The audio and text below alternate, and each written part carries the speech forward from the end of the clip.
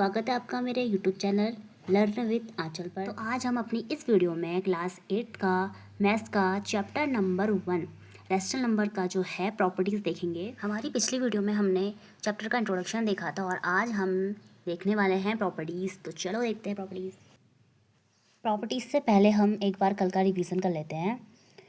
Rational number, कोई भी number जैसे होल नंबर, नेचुरल नंबर और इंटीजर्स, वो अगर फ्रैक्शन के फॉर्म में होंगे, a/b की फॉर्म में होंगे, तो वो होंगे हमारे रैशनल नंबर।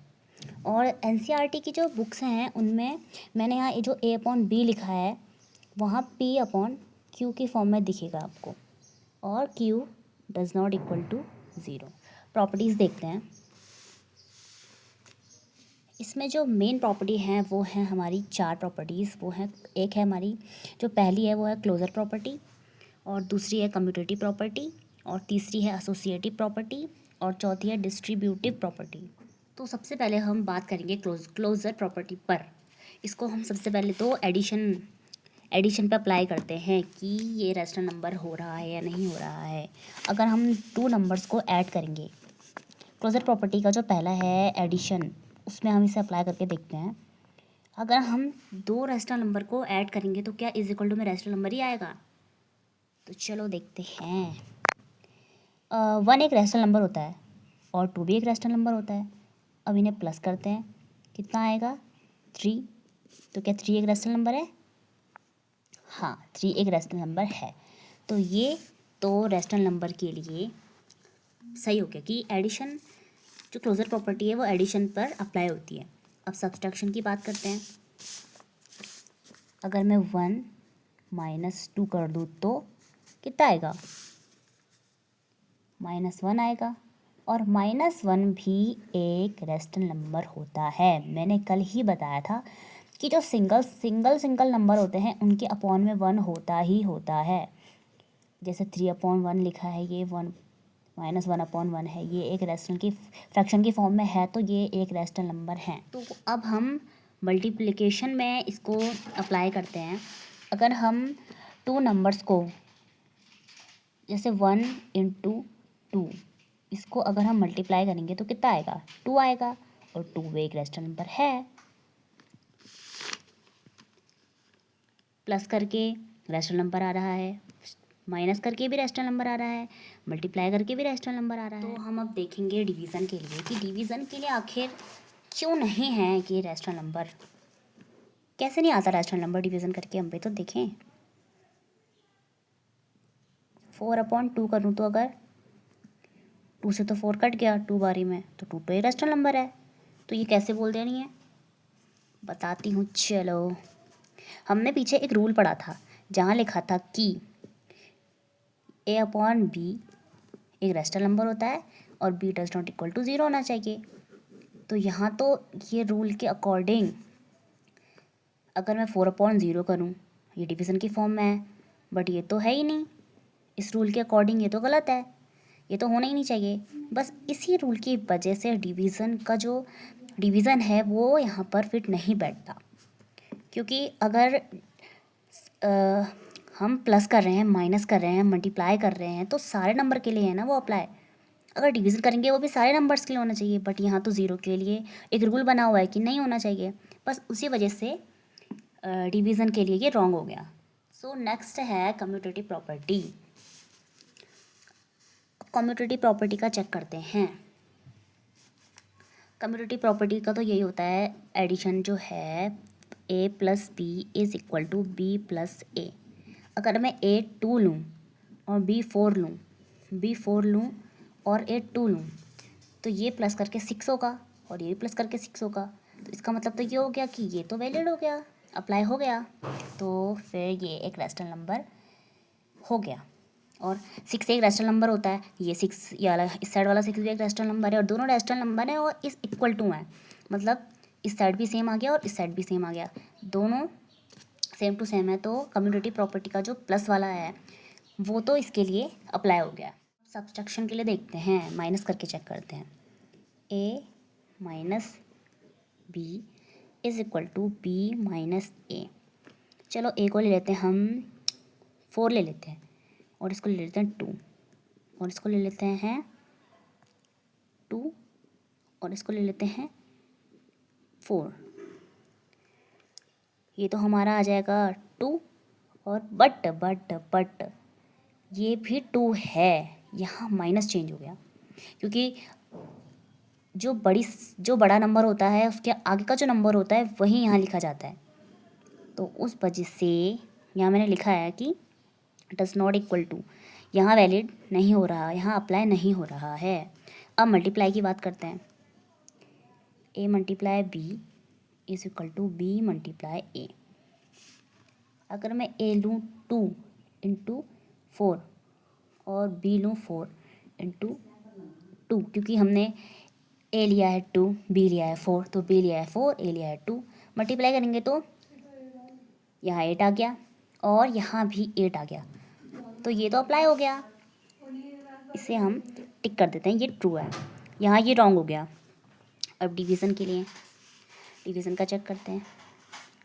डिवीज़न तो वैसे अप्लाई नहीं होता, 4/2 करेंगे अगर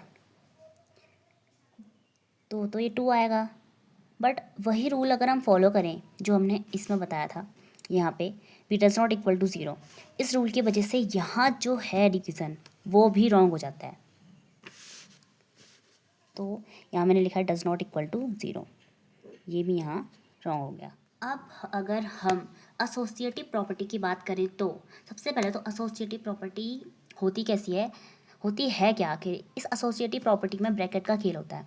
सबसे पहले इस प्रॉपर्टी में ब्रैकेट को ही सॉल्व किया जाता है। जैसे एडिशन में तो पहले ब्रैकेट्स के अंदर वाले प्लस करेंगे, उसके बाद बाहर वाला जो इसमें प्लस कर देंगे। मल्टीप्लाई का भी सेम है, अंदर मल्टीप्लाई प्लस कर वो मल्टीप्लाई कर दो, उसके बाद ये बाहर वाला मल्टीप्लाई कर दो, यहाँ माइनस कर दो अंदर दोनों पहले, उसके बाद यहाँ वाला माइनस कर दो। और डिवीज़न में भी सेम होता है। बट अगर हम इसमें रैशनल नंबर का एडिशन, सब्सट्रैक्शन, मल्टीप्लिकेशन और डिवीज़न वाला सब अप्लाई करके देखें, सॉल्व करके देखें कि रैशनल नंबर हो रहा है या नहीं हो रहा है, तो इसमें भी सेम इस प्रॉपर्टी के जैसे ही यहाँ भी फॉलो करेंगे। अगर मैं यहाँ प्लस पे लगाऊँ तो प्लस तो यहाँ पे राइट हो जाएगा, मल्टीप्लाई करूँ तो वो भी राइट हो जाएगा, बट ये इज इक्वल टू नहीं आएगा। जैसे कि इसमें जो हमने एग्जांपल देखे थे सेम यहाँ पर भी उसी तरीके के हैं। और डिवीज़न तो वैसे ही सॉल्व नहीं है उसी रूल के वजह से कि 0 यहाँ नहीं होना चाहिए, फिर बी लिखो चाहे क्यू लिखो, does not equal to 0।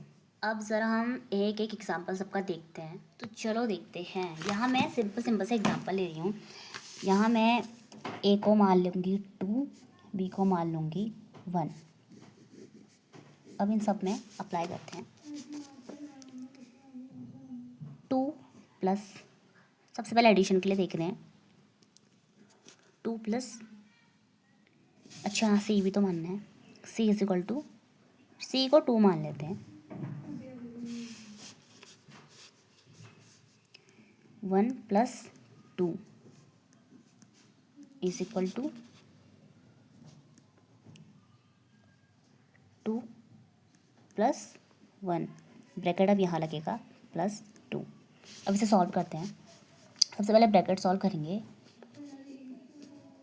3 is equal to 3 plus 2, तो ये कितना आ गया 5, ये भी हो गया 5, तो यहाँ ये वैलिड है, अप्लाई हो गया। और अप्लाई हो गया तो ये एक रैशनल नंबर आ चुके हैं, ये भी रैशनल नंबर है और ये भी रैशनल नंबर है। तो एसोसिएटिव प्रॉपर्टी में तो रैशनल नंबर आ चुके हैं एडिशन के उसमें। अब सब्ट्रैक्शन की बात करते हैं। सब्ट्रैक्शन की बात करें तो 2 minus 1 minus 2, 2 minus 1 minus 2, 2 minus, यहाँ पे जो बड़ा नंबर है वो है 2। अगर हम यहाँ माइनस करेंगे तो साइन किसका लगेगा, 2 का लगेगा, क्योंकि ये बड़ा नंबर है। तो इसे माइनस करेंगे तो यहाँ पे आ जाएगा 1, यहाँ ब्रैकेट लगा देते हैं, यहाँ 1 होगा, ये माइनस, यहाँ 2। अब ये तो आप लोगों को पता होगा, या ये पिछली क्लासों में 7th क्लास में पढ़ चुके हैं कि माइनस माइनस प्लस होता है। तो 2 माइनस माइनस प्लस हो गया 1 इज इक्वल टू, यहाँ अगर हम इसे माइनस करेंगे तो कितना आएगा, माइनस का 1 और यहाँ ये आ जाएगा 3 इज इक्वल टू माइनस का 1, तो यहाँ ये रॉन्ग हो गया। इस तरीके की एग्जाम्पल अगर हम देखें तो ये सब्सट्रैक्शन के लिए तो फॉलो नहीं होता बिल्कुल भी। तो अगर अब मैं मल्टीप्लिकेशन की बात करूँ तो मल्टीप्लिकेशन चेक करते हैं। चलो 2 इंटू 1 इंटू 2, इधर हम ब्रैकेट लगा देंगे, थर्ड है हमारा, is equal to 2 into 1 into 2, bracket अब यहाँ लग जाएगा। चलो ब्रैकेट सॉल्व करते हैं। इंटू 2 1 जा कितना होता है 2, 2 1 जा कितना होता है 2, 2 2 2 जा 4 इज इक्वल टू 2 जा 4। ये एक रैशनल नंबर है, ये भी एक रैशनल नंबर है, तो ये मल्टीप्लिकेशन के लिए तो हो गया सही। ये रैशनल नंबर तो है बट एसोसिएटिव प्रॉपर्टी में फॉलो नहीं हो रहा है, क्योंकि एसोसिएटिव प्रॉपर्टी क्या कहती है, इज इक्वल टू होना चाहिए, दोनों इक्वल होने चाहिए।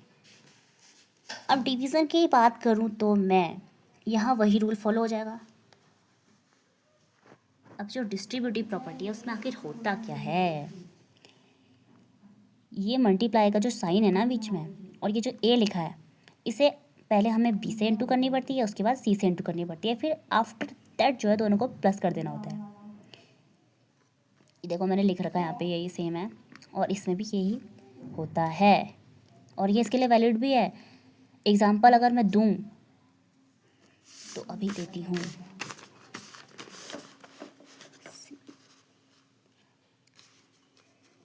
अब चेक करते हैं ठीक है एग्जाम्पल से कि रैशनल नंबर आ रहा है कि नहीं आ रहा है।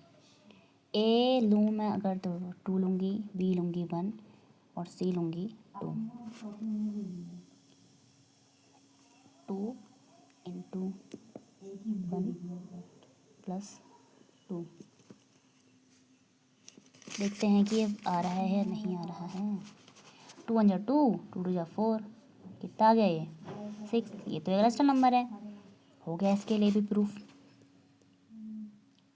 अब अगर मैं माइनस की बात करूँ तो 2 इंटू 1 माइनस 2, 2 1 जा 2 माइनस 4, ये माइनस आ गया 2, ये भी एक रैशनल नंबर है, सिंपल।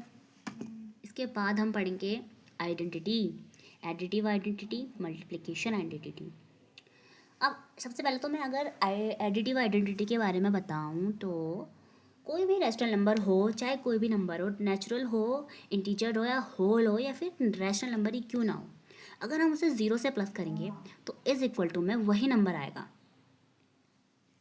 और अगर मैं मल्टीप्लिकेशन की बात करूँ तो अगर हम उसे मल्टीप्लाई करें 1 से तो वही नंबर आएगा। जैसे अगर मैं 2 प्लस 0 करूँ तो ये 2 ही रहेगा और 2 इंटू 1 करूँ तो ये 2 ही रहेगा। यही आइडेंटिटी होती है एडिटिव और मल्टीप्लिकेशन। अब इन्वर्स की बात करते हैं। इन्वर्स क्या होता है, इन्वर्स में कुछ नहीं, इन्वर्स में बस साइन चेंज हो जाता है। जो एडिटिव इन्वर्स है उसकी बात कर रही हूँ। एडिटिव इन्वर्स में साइन चेंज हो जाएगा। जैसे अगर मैं कहूँ कि हमको 2 का इन्वर्स निकालना है तो 2 का इन्वर्स क्या होगा, नॉर्मली साइन चेंज करना है, प्लस का माइनस कर देना है, ये हमारा 2 का इन्वर्स निकल गया। और अगर बात आएगी मल्टीप्लिकेशन इन्वर्स की तो इसमें कोई भी चेंज नहीं होता, इसमें बस अब फ्रैक्शन की फॉर्म में लिख दिया जाता है, या यूँ कहूँ कि उल्टा कर दिया जाता है। जैसे अगर 2 है तो ये तो 1/2 हो जाएगा, लेकिन अगर ये फ्रैक्शन हो तो जैसे अगर 2/3 हो तो ये हो जाएगा हमारा 3/2। ये होता है हमारा मल्टीप्लिकेशन इन्वर्स।